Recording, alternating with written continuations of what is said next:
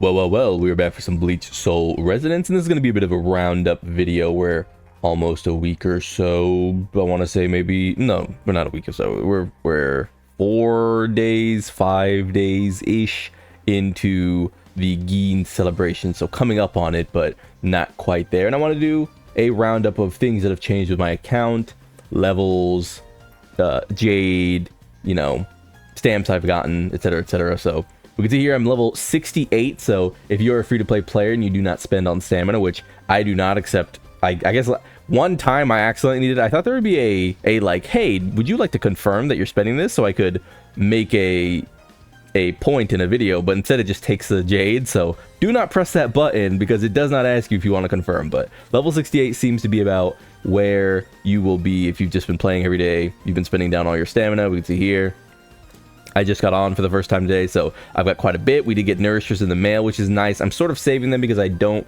have anything I really want to hit on.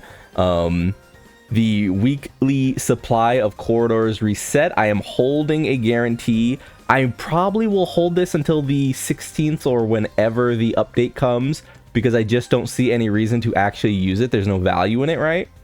So until I can lock in Gins and get a chance at pulling this one, or I might possibly even just pull Aizen's. I think Aizen's is extremely good. It gives you a free counterattack, does it not?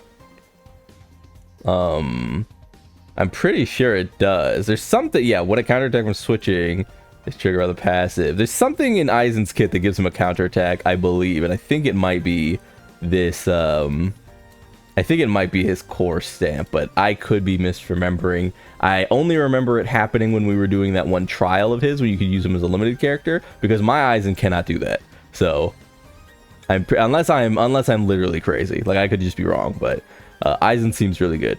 So yeah, we've cleared this out. We've gotten our stamps for the week. We have 2 full pulls of 5x.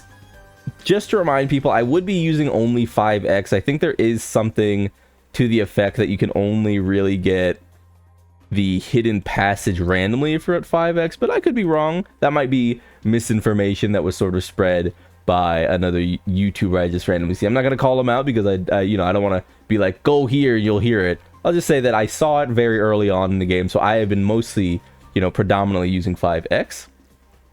As for my Jade, we're at 13,232, which means that we've made in the ballpark somewhere between the late 2000s, like 2,500 and 3,000 stones, because if you remember, when I finished my pulls of the weapon and Gin himself, right, I had about 10,000-ish. This is a pretty good scale if you're someone who's wondering, like, oh, how much have we made overall, because I have been completing the gacha missions here in pretty quick succession. We only have ones that essentially are daily, so achieve all 45 stages, clear lurking grounds daily, and then grab this, but the rest are cleared. We can also go to something like lurking grounds, and we can see that I haven't really missed out on any days. We've been pushing, so this is about the amount you could expect to get. Again, if we come over here, turbulence, ether wall, thunder break, and suppression all done. Protection is the only one, and protection is the only one with actual specialized missions, I believe. So the rest are just con. I'm mostly just trying to get the ones that have corridor keys. The con in this case is not that important, though you could obviously specialize. I've been autoing this, and the auto does the missions for you, essentially. You don't really have to, worry about anything. As well as void and destruction, rather. We've got the rewards for that slowly chipping away. We just need void to come out because that is the only thing remaining, where we will get the 400 remaining Jade, right? The rest of this is not actually Jade, so waiting there. But for now, hopefully you guys enjoyed the video. It seems like it's getting quite a bit of attention. Hope you enjoyed the video here. Again, I would like to say that video is listed as free to play. I did it with a Yudahara. Yudahara does not do any damage. I would consider this the free to play team for this event. You could argue that, oh, well, Yudahara is there, so it can't be. Maybe you're a very new player who just started when, like, Aizen came out. But if you started when Aizen came out, you should for sure have enough time to get Yudahara. Right?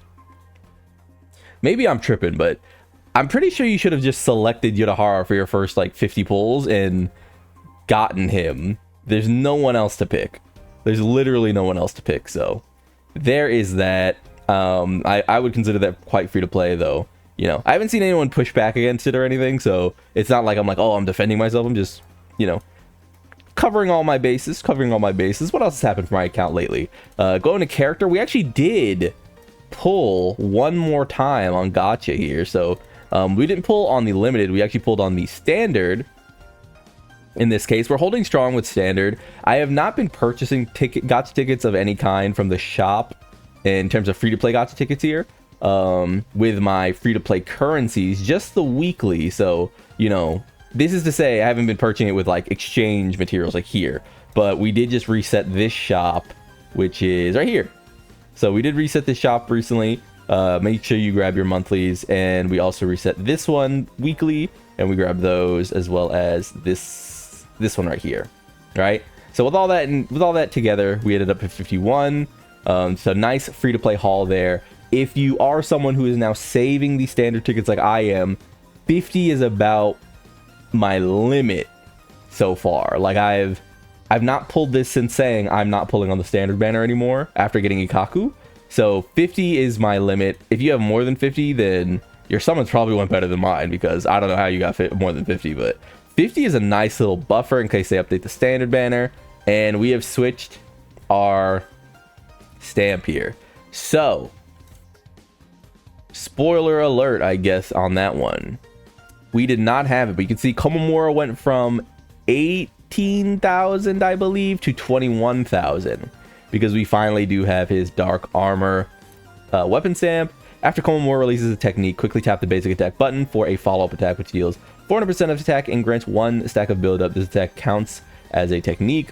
Following the when the follow-up attack hits an enemy, the strike defense resistance is reduced by an extra 10%, which lasts for 30 seconds. Very, very potent for the strike team, and just in time for a character like Grimmjow, who I imagine will be quite potent himself. I guess we could go over to Twitter now, because that is the last in-game thing I really want to talk about. But yes, you can see that these stamps make all the difference. I mean, 21,000. Let's just really quickly compare. This was the one I was using before. So a 5 Ascension one replace, we go down to 18,000, right? 18,500. So remember that when you're gauging power, and I say this all the time, when you're gauging power, don't use it as your sole gauge. You can see we gain about 3,000-ish, right? Flatly. When you're gauging power, don't just look at power and be like, oh, that's it. You know, you have to actually look at their stats. You actually have to look at these things. My Komamura, you can see, is not very well built, but I mean, it's obvious. I have him on a bunch of gear from the very start of the game, and I just never saw him as important enough to, like, you know, focus on building. He got me through the early stages of the game. He was my first SSR, but once Yoruichi got here as my second SSR, I just went all in on DPS. The only sub DPS I would really consider a character that you really want to invest in just flatly without any sort, with like ignoring your main DPS, is Aizen so far. Tosin, you could argue is that with Ikaku, but now that we have Gin, that is not the case anymore. Komamura, like I said, and of course Byakuya. Byakuya is outclassed by Bankai Ichigo, though if you could argue that you'd want to build Byakuya more than you want to boost this character if you're using Shikai Ichigo as your main DPS, because I think Byakuya is just flatly better. But yeah, let's get into the other talking points, because I want to do this as a roundup of things that have happened. That way we have some solid information without having to make every video like a 8 to 10 minute video on just one topic where I'm yapping. Let's do a collective video. That way we can get into other stuff later.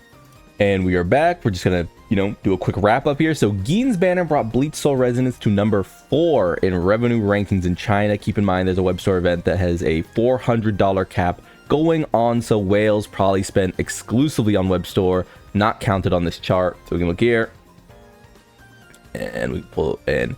So we got Hoyo here, Muhoyo here, or New Hoyo here, and we've got, I believe this is Love in Deep Space, maybe. And then this one, isn't this Arc Knights? I cannot remember, but you can see Bleach is number 4. Pretty great. If this is, you know, this is consistent with anything. I'm sure there will be a reveal I'm sure it's not a totally consistent value, and there are, you know, odds and ends missing from this, but yeah, this is crazy. This is fucking insane that Bleach has this kind of aura, dude. Like, I would say that again, if you're a Bleach fan, Bleach Soul Resonance have been a breath of fresh air. I wish, as a Dragon Ball fan, oh my god, I wish they fired every developer working on Gekishin Squadra and brought them over to a team that is making Bleach Soul Resonance but Dragon Ball version. What? You know what kind of fire that would be? Oh my god, mid combo and counterattack, you transform into Super Saiyan. Oh my god. They should fire everybody working at Phantom Parade and bring them over to a team that makes Bleach Soul Resonance but JJK. It would be so hard, but you know, we move. Assuming Grimmjow is next, he will be strike typing. The type advantages in co-op campaign have always been tied to the new raid ups, and we can see here that Yemi Largo, who is going to be our battle this week, is weak to strike and thrust. It doesn't make any sense that they're just randomly here doing this, and you can see that I made a post here. So, and by the way, if you want to follow me on Twitter, I'm right here, at Club VLone. Grimmjow probably needs to put the entire color type on his back because Mono Strike Orange is being reasonable, like 2 tiers behind the other types. It's wild. They really didn't get any of the launch powerhouses, with Yoruichi being just pretty good as my most lucked out unit. My most lucked out unit, by the way, meaning that by and large, Yoruichi is the character that I've pulled the most of just free to play. So when I was doing the standard banner, I actually ended up getting her dupe. Even when I had like, I think I had like 3 other characters I could have gotten, but I ended up getting her dupe. Whoops. When I was doing the standard banner, or I was doing core stamp corridor, I ended up getting 5 of her core stamps. So she's an Ascension level 5 character. And even by that metric, I think I just see her value much less than characters like Yudahara. I probably would say that if you really have a strongly built Byakuya, you would also see her power much less. I think Tozen is another character who, if you have a really built Tozen, you could argue that what he was doing for the thrust team alongside Ikaku was better than what Yoruichi is doing for the strike team alongside characters like Komamura and Nemu. This is not to say that Yoruichi is a bad character or anything. I think she is pretty good. That's why I said she's pretty good. But if I were to take a, you know, running count of free-to-play characters here, I would say Yoruichi's pretty good. Yudahara is arguably the second best character in the games, like, still. Tozen is, I would call, a pretty good character, again. Ikaku, I would say, is a good to pretty good character. I would only say Komamura is good. Byakuya, I would say, is a pretty good character. You get the idea. Nemu, I would say, is just good enough. Rukia is a pretty good character. You know what I mean? Momo is a pretty good character. Yuryu is an okay character to good. Yachiru is a pretty good character. Like, these options are really obviously, like, lilted towards these other groups. Chad is an okay character, I guess, at best. Shikai Ichigo is okay at best. This character actually is bad. You could argue that at least Thrust has a genuinely bad character, but like, to that extent, I would say that you could argue that Chad is a arguably just bad character, but we're splitting hairs at that point. But yeah, all of the other colors have gotten some kind of noticeable boost, whereas Yoruichi, as the sole character that is, you know, at that above middle tier area for their typing, I would say she is just like flatly pretty good, and that is nowhere near the power of a character like Yudahara. Yudahara could not have this character, and you could just be running Yachiru, Yudahara, and Bankai Ichigo, and you would have a better team than running, you know, this character, Komamura, and, you know, Nemu, right? Like, you could literally move the strong tactics character, I think, from Slash, and they'd still be better than Orange right now with like its full team. So that is just my opinion. I do love using this character. This is not a Yoruichi hate rant. This is just what I think is the state of the game, which means that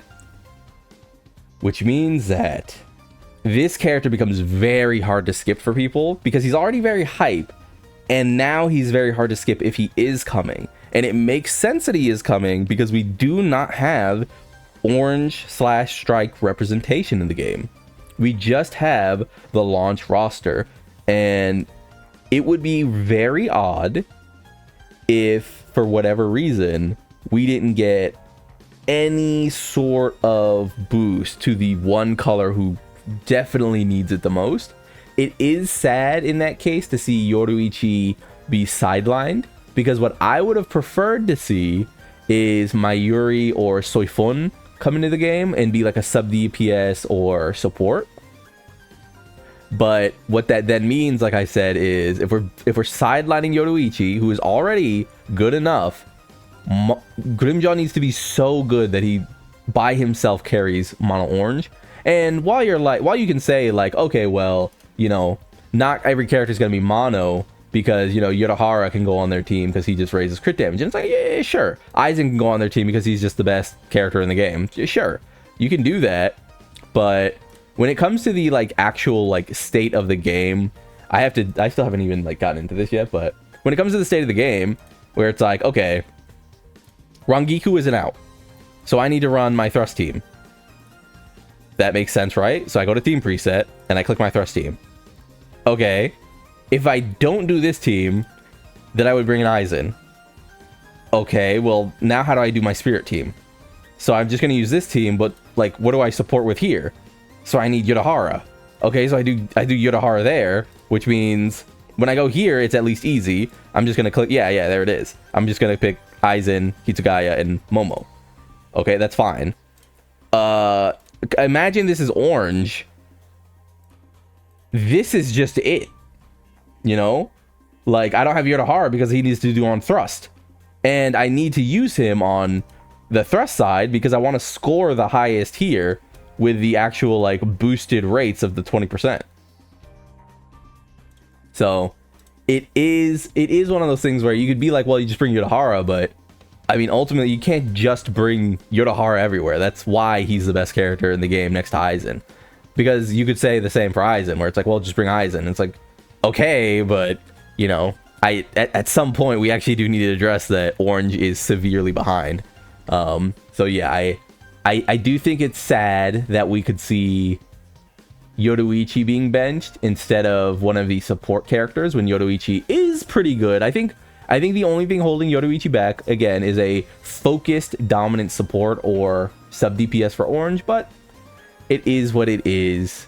It makes her hard to not pull, or makes it hard to not pull Grimmjow, who could just be doing Aizen levels of damage and completely carry the team. So, yeah, I think that is the roundup for this week. Thank you for joining me if you've made it this far. Like if you liked the video, subscribe to the club. We all go make it, and peace.